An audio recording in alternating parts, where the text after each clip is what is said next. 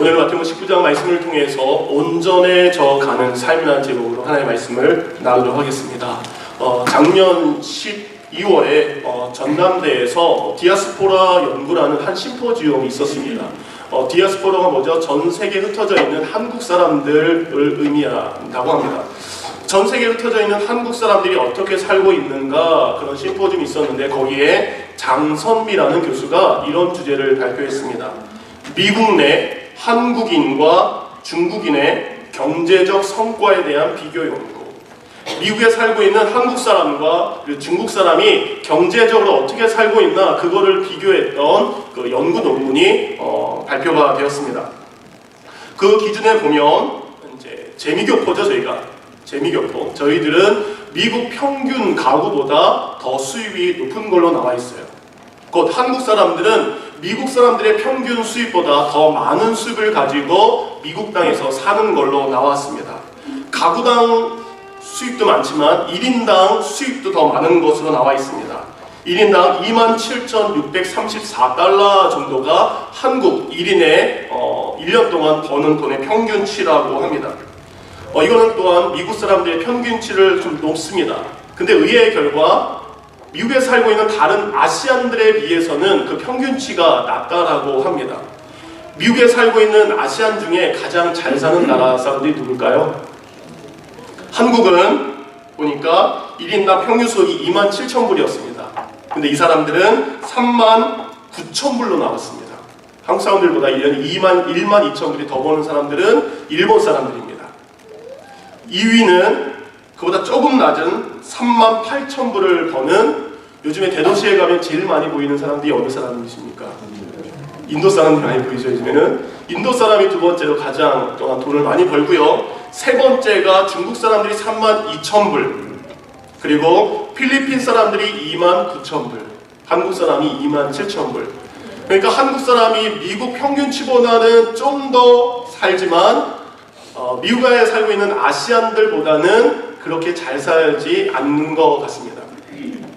학력 수준도 한번 조사를 해보았다고 합니다. 미국에 살고 있는 우리 한국 사람들의 평균 학력, 곧 25세 이상으로 대학을 나온 사람들의 퍼센테이지가 52.7%라고 합니다. 그러니까 미국에 살고 있는 한국 분들은 두 분 중에 한 분은 옛날 어르신들도 다 포함된 거죠. 대학을 나온 분들이라고 합니다. 이건 아시아에서 두 번째로 높은 그 교육열이라고 합니다. 가장 높은 나라가 어느 나라일까요? 대학생이 가장 많은 나라, 미국에서 인도 사람입니다. 자그마치 71%, 그러니까 인도 사람들 71%가 대학교 이상의 학력을 가지고 있다라고 합니다. 이 통계를 보면서 알 수 있는 것은 한국의 이민 역사는 좀 짧습니다. 다른 민족에 비해서. 그럼에도 불구하고 한국 사람들이 어떻게 평균 이상으로 미국 사람들보다 조금 더 잘 살고 있고, 그리고 배움의 이유도, 그리고 학력 수준도 좀 더 높은 걸로 나와 있습니다.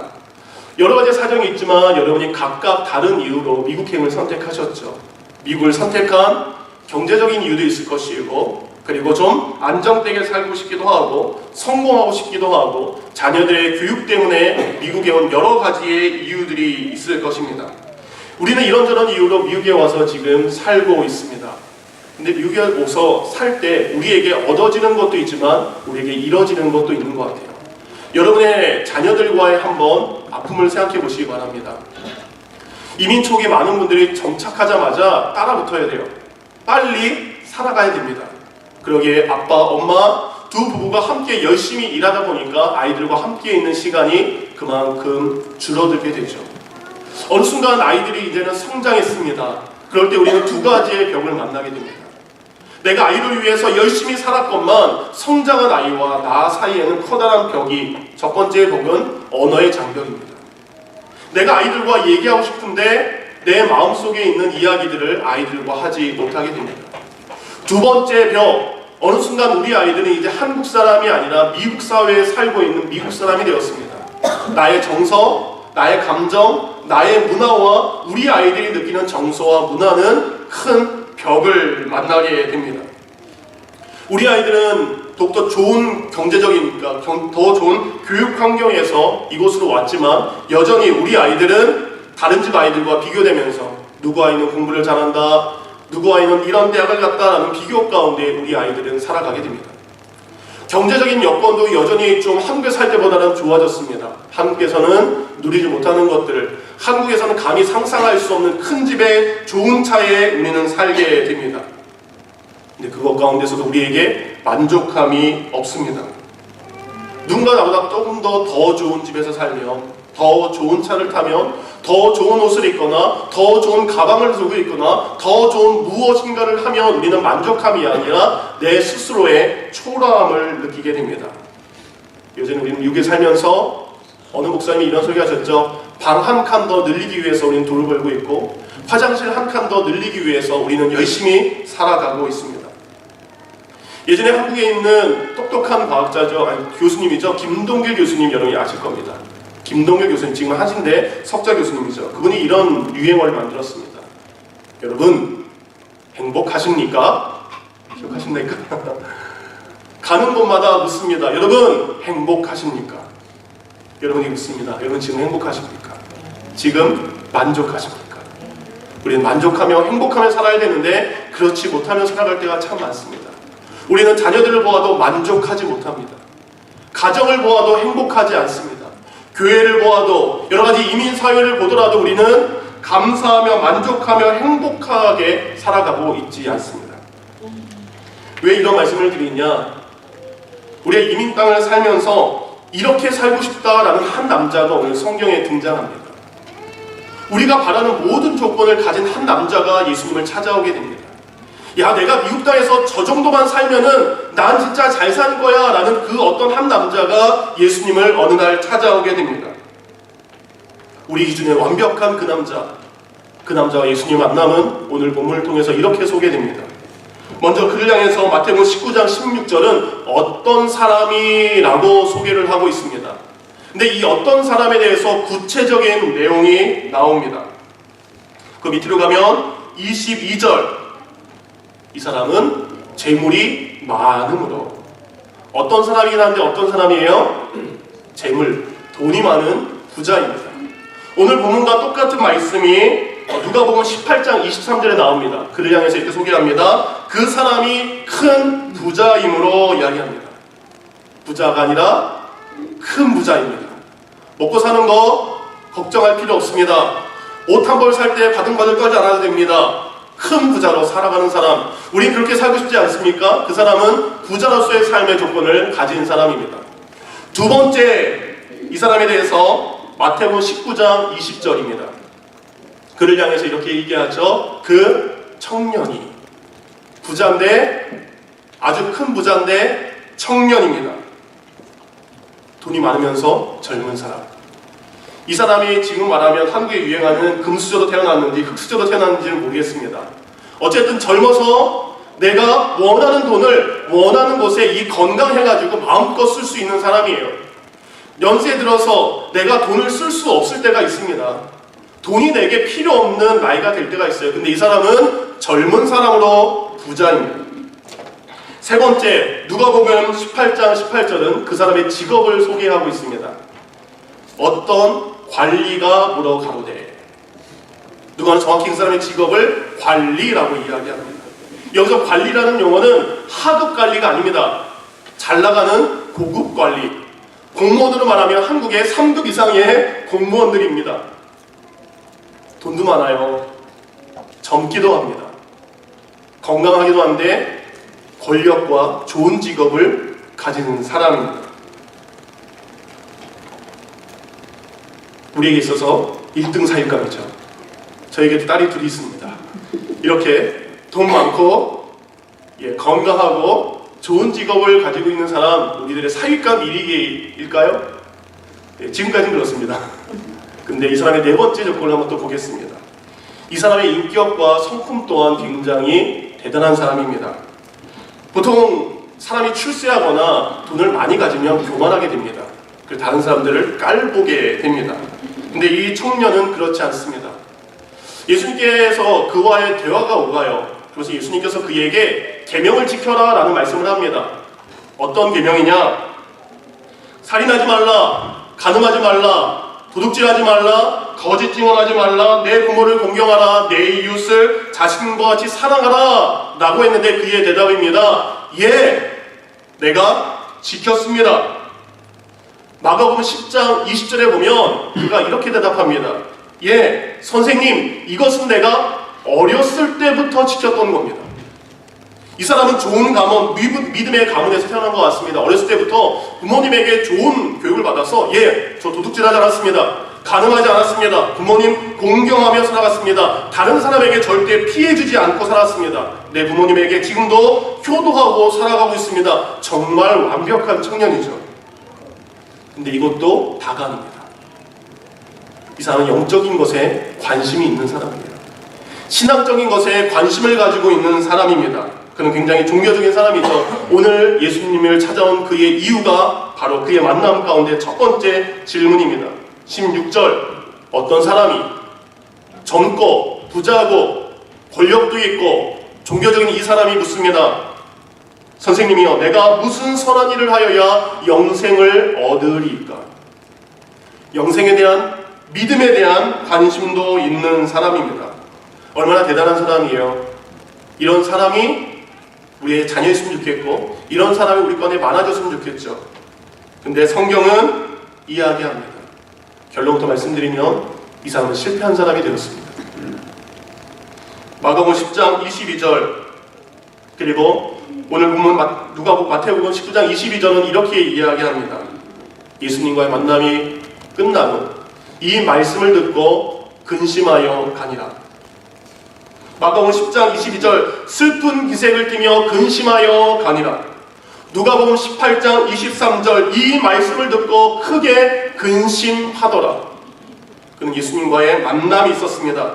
그리고 영생에 대한 분명한 답을 예수님께 얻었습니다. 답을 얻고 예수님께서 너는 이렇게 살아가야 된다라는 것을 알게 되었습니다. 근데 그는 기쁘지 않습니다. 오히려 근심하게 되고 염려하게 되고 예수님을 따라가는 것이 아니라 오히려 근심과 염려와 걱정을 가지고 자신의 삶의 자리를 돌아가게 됩니다.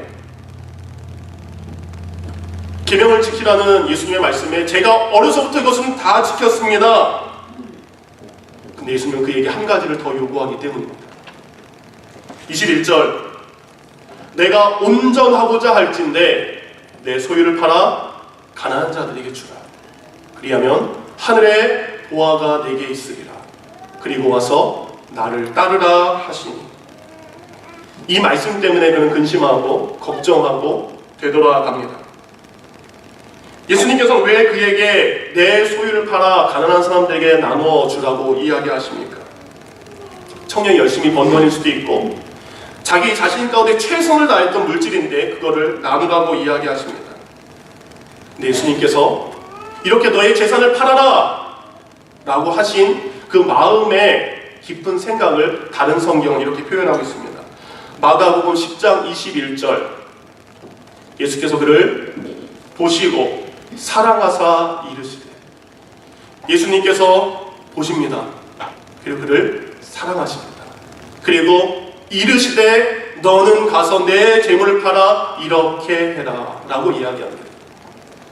그 예수님은 사랑하는 그 젊은 부자 청년에게 너에게 있어서 내가 너를 사랑하는데 너에게 있어서 가장 중요한 것은 바로 이것이다 라고 예수님은 그에게 알려주셨습니다. 왜 그렇습니까? 그는 온전하고자 하는 마음을 가진 청년입니다. 내가 온전하고자 하냐라고 성경은 기록하고 있습니다. 여러분, 온전이라는 표현은 바로 이겁니다. 영적인 완전에 닿으려는 상태, 영적으로 완전한 상태에 닿으려는 어떤 상태, 노력을 말합니다. 내가 더욱더 주님 앞에 영적으로 완전하게 살아가고 싶습니다라는 의미가 온전이라는 의미입니다. 이것은 바로 히브리 말로 타밈이라는 겁니다. 타밈이라는 것은 하나님께 드리는 희생 제물을 말합니다. 우리는 감사를 가지고 하나님께 제물을 드립니다. 우리는 용서의 마음을 가지고 하나님 앞에 제물을 드립니다. 근데 하나님 앞에 제물을 드릴 때는 어떤 걸 드리죠? 흠 없는 것을 드립니다. 상처 없는 것을 드립니다. 구별된 것을 드립니다. 왜 그렇습니까? 하나님이 받으실 만한 것을 드려야 되기 때문입니다. 하나님께 드리는 것은 구별된 것, 온전한 것을 드릴 때 사용한다는 의미가 온전, 타함임이라는 것입니다. 우리가 누군가에게 무엇인가를 줄 때 그 사람에게 맞는 것을 줍니다. 곧 하나님에게 맞는 것, 하나님 앞에 꼭 드려야 될 그것은 흠이 없는 것, 그것이 바로 온전이란 의미입니다. 그 온전이라는 것은 하나님께서 받으실 만한 우리의 희생을 말합니다. 하나님께서 받으실 만한 우리의 믿음의 상태를 의미합니다. 신약 성경으로 오면 이 온전의 의미가 좀 더 넓어집니다. 성숙한, 다 성장한. 온전이라는 것은 성장한 사람을 말합니다. 다 장성한 사람을 말합니다. 곧 연약한 모습으로 주님 앞에 올려드리는 것이 아니라 어린아이의 모습으로 올려드리는 것이 아니라 어제의 믿음보다 오늘의 나의 믿음이 더 성숙한 모습으로 주님 앞에 올려드려지는 것, 이것이 온전입니다. 근데 이 성숙은 우리에게 가능하지 않습니다. 내가 성숙하게 살고 싶습니다. 내가 온전하게 살고 싶습니다. 우리의 노력으로는 안 됩니다. 그래서 히브리서 10장 14절에 보면 그가 거룩하게 된 자들을 한 번의 제사로 영원히 온전하게 하셨느니라. 우리는 우리의 죄를 가지고 하나님께 나아갈 수 없습니다. 우리의 허물을 가지고 하나님 앞에 내가 온전합니다라고 드릴 수 없습니다. 내가 온전할 수 있는 단 한 가지 이유, 바로 예수 그리스도의 보혈 때문입니다. 내가 예수 그리스도를 믿는 그 믿음으로 우리가 온전하게 하나님께 드려지는 희생 제물이 될 수 있습니다. 곧 온전하게 된다는 의미는 예수님께서 하나님께서 받으시기에 합당한 제자의 모습입니다. 하나님께서 받으실 합당한 성도의 모습을 예수님은 그 사랑하는 젊은 청년에게 알려주셨습니다. 근데 그 온전한 삶의 길을 알려주셨지만 그는 그것을 선택하지 않았습니다. 그는 그냥 집으로 돌아가게 되었습니다. 이 시간 여러분의 선택은 무엇입니까? 온전하게 예수님이 가르쳐주신 그 삶의 원리로 살고 싶습니까? 그 방법은 알았지만 여전히 무거운 마음을 가지고 근심을 가지고 저는 그렇게는 못 삽니다라고 이 성전을 빠져나가시겠습니까? 오늘 예수님께서는 청년에게 온전하게 될 수 있는 세 가지의 방법을 알려주십니다. 이렇게 하면 우리는 온전하게 될 수 있습니다. 그 첫 번째의 비밀은 모든 것을 행하는 것을 의미합니다. 곧 모든 말씀을 순종하는 것을 의미합니다. 군대 얘기를 잠깐 하겠습니다. 제가 군대에 짝대기 하나 딱 달고 이등병 때입니다. 이등병 때 딱 있는데 토요일날 주로 면회가 오죠. 토요일날 면회를 왔는데 말년 고참. 근데 이 고참이 서울대 음대를 나오신 분이었어요. 노래를 정말 잘해서 서울대 음대를 나왔으니까 이분이 토요일날 신나게 면회를 하고 딱 들어왔는데 우는 거예요. 그러더니 이분이 갑자기 노래를 하기 시작합니다. 그 당시에 유행했던 노래가 윤종신의 교복을 벗고 라는 찬양이네. 노래입니다. 거기에 가사는 이렇습니다. 나 제대하기 얼마 전 내 새 남자친구의 이야기를 들었지. 미워하는 것, 사랑했던 만큼, 이해했던 만큼 미움도 커졌지. 이 노래를 성악으로 부르는 거예요. 그래서 막 우는 거예요. 나중에 알고 보니까 그 면회원 여자친구가 고무신을 이제 거꾸로 신는 거예요. 그러면서 여자친구가 자기한테 이렇게 얘기했대요. 자기야, 내가 자기를 사랑해. 자기를 사랑하는데 사랑하는 남자가 한 명 더 생겼어. 사랑하는 남자가 한 명 더 생겼어. 그 이야기에 전 이 고참이 타령을 한 줄 알았습니다. 그렇게 꺼이꺼이 울면서 노래를 하더라고요. 하나님께서 우리에게 말씀을 주셨습니다. 하나님께서는 우리에게 주신 말씀, 이것도 사랑하고 이것도 사랑하고, 곧 이것의 의미는 하나님께서 우리에게 주신 모든 말씀을 우리는 순종해야 됩니다. 하나님께서 이 젊은 청년에게 명령하신 것은 이것입니다. 너에게 있어서 지금 필요한 건 너의 재산, 너의 소유를 팔아 가난한 자들에게 나눠주라. 이것이 내가 너에게 주는 명령입니다. 야고보서 2장 8절에 보면 최고의 법은 내 이웃을 내 몸과 같이 사랑하라 라는 말씀입니다. 이 청년은 저는 그렇게 못하겠습니다 라고 이야기하는 거예요. 이 사람은 가진 것이 많기에 굳이 도둑질하지 않아도 됩니다. 가진 것이 많기에 더 이상 이웃의 것을 탐낼 필요가 없는 사람입니다. 그래서 그는 이야기합니다. 나의 것을 가지고 나를 위해 살아가는데 왜 예수님 그것을 달라 하십니까? 예수님, 제가 이것도 지키겠습니다. 이것도 순종하겠습니다. 이 말씀도 제가 할 수는 있습니다. 근데 이 말씀은 내가 하지 못하겠습니다. 마태복음 23장 23절은 예수님께서 화 있을진저 외식하는 서기관들과 바리새인들아, 너희가 박하와 회양과 근체의 11조를 드리되 율법에 더 중요한가 정의와 긍휼과 믿음은 버렸도다. 그러나 이것도 행하고 저것도 버리지 말아야 할지니라. 바리새인들, 서기관들, 그들에게 왜 악하다라고 합니까? 하나님의 말씀을 취사 선택합니다. 하나님, 그럼 제가 이 말씀은 순종하겠습니다. 이것은 순종할 만하네요. 이거는 제가 이 말씀대로 살겠습니다. 근데 이것은 제가 못하겠습니다. 이것은 요구하지 마시기 바랍니다. 내가 원하는 것만, 내가 바라는 것만, 내가 할 수 있는 정도까지만 순종하는 것, 이것은 온전의 의미가 아닙니다. 온전의 의미는 모든 것을 순종하는 것을 의미합니다. 하나님께서 여러분에게 주신 말씀, 그 말씀 무엇에 걸리십니까? 순종하라고 주셨는데 돈에 걸리십니까? 사람에 걸리십니까? 환경에 걸리십니까? 여러분이 그 말씀을 순종함에 있어서 여러분을 걸리게 하는 것이 무엇입니까? 예수님 그것을 뛰어넘어야 온전해진다라고 이야기합니다. 그와 반대의 결정을 한 부자가 있습니다. 누가복음 19장 8절에 보면 삭개오가 서서 주께 여짜오되 주여 보시옵소서, 내 소유의 절반을 팔아 가난한 자들에게 주겠습니다. 내가 누구의 것을 토세 강제로 뺐거나 부당하게 뺏은 것이 있다면 제가 4배로 갚아주겠습니다. 오늘 이 집에 구원이 이르렀습니다. 가난한 자들에게 물건을 나눠줘서 그 집에 구원이 있는 것이 아닙니다. 예수 그리스도의 말씀에 순종했기 때문입니다. 예수 그리스도의 말씀에 순종했기 때문에 그 순종의 결과로 오늘 이 집에 구원이 이르렀느니라.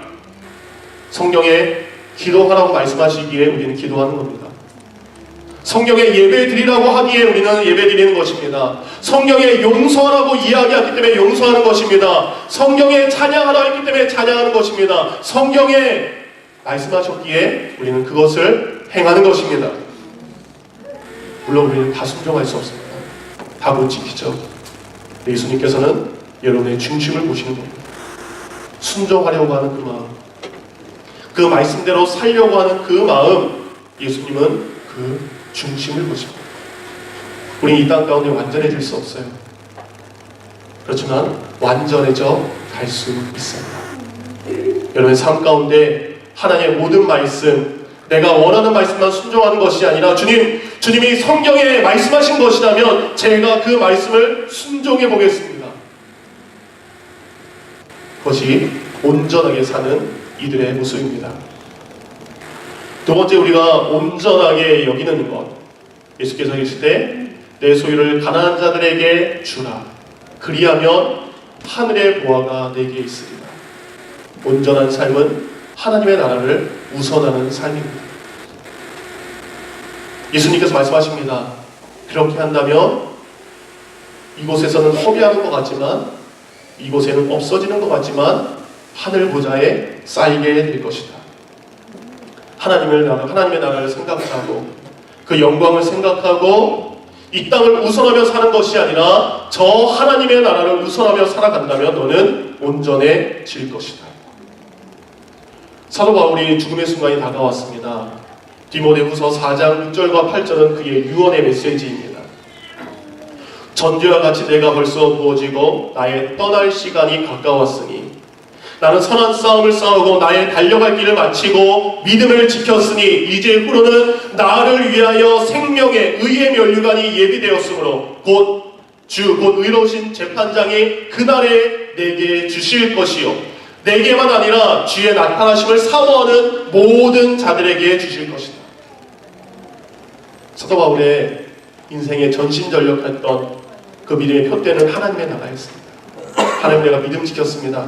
하나님, 내가 선한 싸움 싸웠습니다. 지금까지 달려왔습니다. 왜 그렇습니까? 이제 후로는 내가 죽게 되는데, 내가 하나님 앞에 가게 되는데, 그 하나님의 나라에서 제게 주신 그 의의 면류관, 생명의 면류관, 그것을 제가 소망했기에 고난의 시간을, 순종의 시간을 다가왔습니다. 마태복음 4장 17절 예수님께서 말씀하십니다. 회개하라, 천국이 가까워왔느니라. 회개하라, 하나님의 나라가 가까이 왔느니라. 하나님의 나라를 바라보고 하나님의 나라를 사모하는 그 백성들, 그들이 온전한 삶을 살아가게 됩니다. 돈도 필요하고 권력도 필요하고 명예도 필요하지만 이 모든 것은 천국에서 소용없는 것이기에 내 우선순위, 내 가치 있는 것은 천국의 삶입니다. 예수님께서 마태복음 6장 19절과 21절에 이런 말씀을 하십니다. 너희를 위하여 보물을 땅에 쌓아두지 말라. 거기는 좀과 동록이 해하며 도둑이 구멍을 뚫고 도적질 하느니라. 오직 너희를 위하여 보물을 하늘에 쌓아두라. 거기는 좀이나 동록이나 도둑이 구멍을 뚫지 못하고 도둑질도 못하느니라. 예수님께서 거기에 맨 마지막에 내 보물이 있는 곳에 내 마음이 있느니라. 여러분의 마음은 하나님의 나라에 있습니까? 이 세상에 있습니까? 여러분의 마음은 하나님의 나라를 준비하고 있습니까? 여러분 여전히 이 나라에서 삶을 살아가고 있습니까? 온전하게 되는 것, 비록 우리가 이 땅에 살지만 하나님의 나라를 바라보고 그 하나님의 나라의 상급을 쌓는 것입니다. 고린도서 15장 부활장으로 말씀드렸죠. 부활 후에 영광이 다르기 때문입니다. 우린 다시 살아납니다. 살아나서 어떤 사람은 하늘나라를 바라보고 그 마음에 하늘나라를 둔 사람은 해의 영광을 얻게 되신 것이고, 하나님의 나라가 아닌 이 땅에 마음을 둔 사람들은 희미한 별, 겨우 구원을 받게 되는 것입니다. 여러분 삶 가운데 하나님의 나라를 우선하는 삶, 그것이 그리스도인으로 온전하게 되는 삶입니다. 마지막입니다. 가난한 자들에게 주어라. 이 말씀도 순종해라. 하나님의 나라에 너의 마음을 두어라. 그리고 가장 중요한 나를 따르라. 예수 그리스도를 따르는 삶입니다. 우리 예수 그리스도를 따르는 삶을 살 때 우리는 온전해집니다.